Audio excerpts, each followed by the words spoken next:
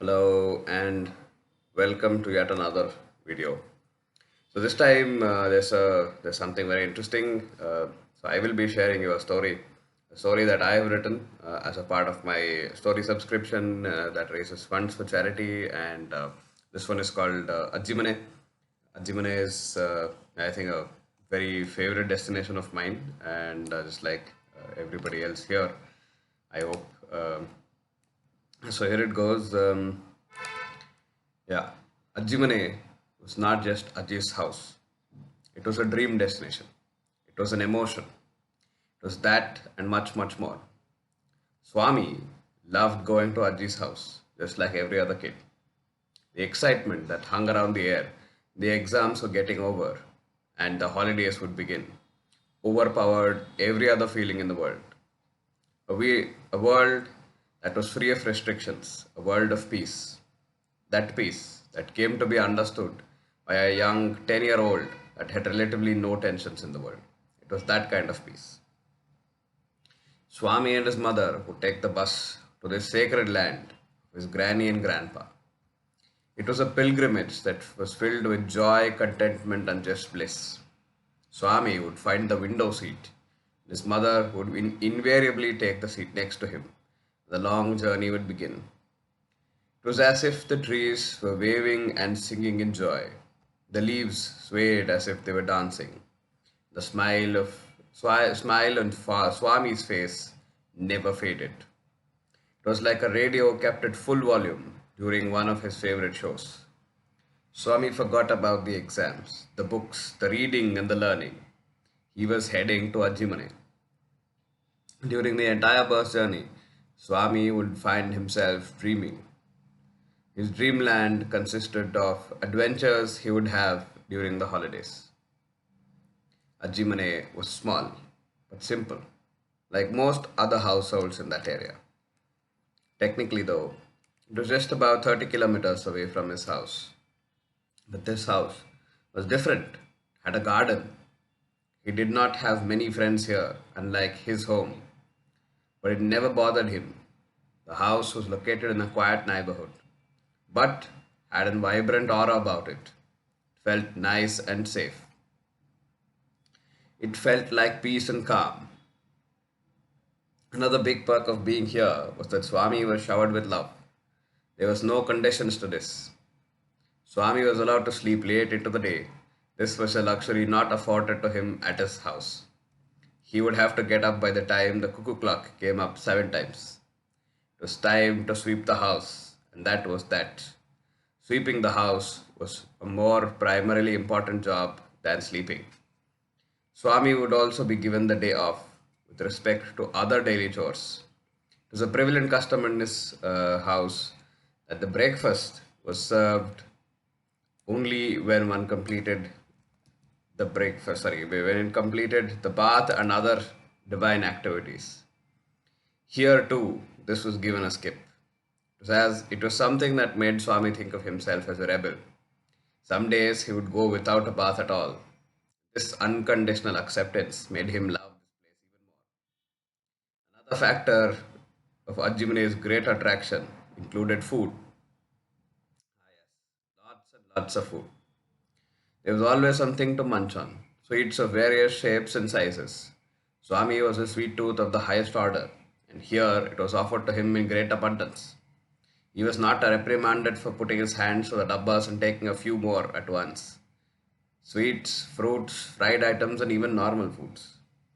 Ajji always made his favorite foods, and there was no limit to the pampering. He wanted something, Ajji made it happen. She cooked the most delicious of items, even those simple items that she made were tasted like it was made in heaven. Ajji let him assist in small things. He would run errands that he often escaped from at home. He would grate the coconut, cut the vegetables, pluck all the flowers in the garden, and he did that with a smile on his face. This surprised his mother the most. How was it? He did those chores with so much focus and interest. Apart from sleep, food, and love, he had the full rights to the television. Cricket, cricket, and more cricket. blared from the television right from when he opened his eyes and closed them at the end of the day. There was no one to challenge his takeover of the remote. Ajji would at times request him to change channels, and he would oblige just for half an hour here and there. But apart from that, his reign was absolute. This freedom was unparalleled. Naturally, his favorite spot at most times was in front of the television. He would assist Ajji with cleaning the vegetables and drying them, grating coconuts and other small work, all the while seated on his part time throne of the TV chair. They were also unchallenged was his access to the swing that was made in between two trees. Most of the afternoon, when he wanted to play with the swing, he would head down there and swing to his heart's content, and then catch up with Ajji, and they would head to the afternoon storytelling session together. Sleeping next to Ajji on her shoulder, safe in her arms, and listening to her stories was something Swami never missed a single day. Ajji was a treasure trove of stories. Ramayana, Mahabharata, moral stories, Tenali, Akbar, Birbal, folk tales, and most amazing of all, stories from her own childhood. And Ajji would doze off sometimes in the middle of a story, leaving Swami to hear her snores and imagine what would happen next. Ajji would also take him shopping. It was another privilege that came with the Ajimane. Off they went, Swami holding his granny's hand, and they would roam all places. The vegetable mandi, the temples, the shops that lined along the way, and most importantly, the ice cream shop. That was a guilty pleasure for both of them. They would take to the ice cream shop like ants to a heap of sugar. They would parcel some for the other members of the family and also an extra helping for themselves and forge ahead. They would eat their ice creams in silence, the silence of bliss. Each of them would not talk nor look elsewhere. They had what they wanted, their favorite ice cream. There was also the golden chance to ask Ajji for Pokemon cards, junk food, cricket balls, shuttle rackets, and all the other things. And Ajji never said no. Then there was the garden in itself, a place that was fascinating to him. He would water the plants every 2 days and sometimes even daily. He would pluck out unwanted plants. He would dig a fresh compost pit and compost peels and other stuff. He would at times just sit on the swing and simply stare at the garden. The greenery, the flowers, the bees, the butterflies, and even those occasional rats and crows that came and went.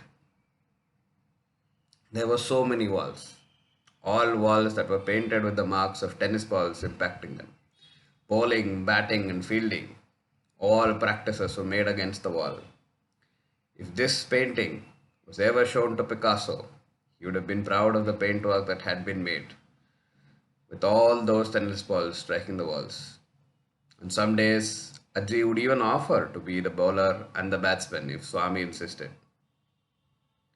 Swami could never keep track of the days that happened to pass by, and just like that, the holidays would be over, and he would be transported to another world of more textbooks, sleeping only until 7 in the morning, in cricket only when others joined after their homework.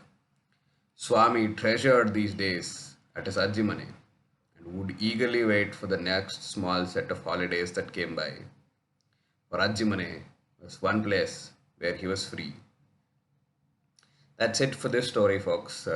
This was called Ajimane. This was written by me, Pungidasa, as part of my story subscription that enables rural scholarships to be passed on and enables kids to continue their education, because I am using my skills of writing to make a difference and raise funds through a subscription. So if you would like to jump in, be a part of this, feel free to drop me an email at pungidasa@gmail.com and we can get talking. That's it for today's video. Thank you. Bye bye.